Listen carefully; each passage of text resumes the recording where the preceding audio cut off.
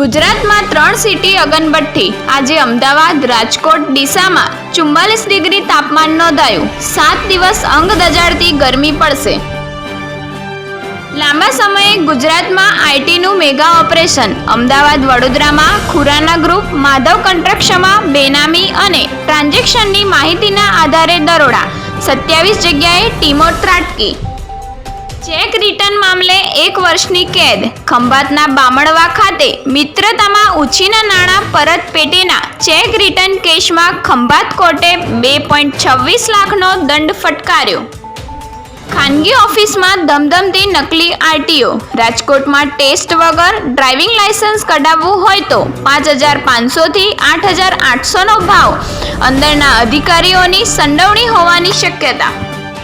નાસ્તો ફરતો આરોપી ઝડપાયો। અપહરણ, બળાત્કાર તેમજ પોક્સો કેસમાં ફરાર આરોપીને મહેસાણા એસઓજી ટીમે જોટાણાથી દબોચ્યો।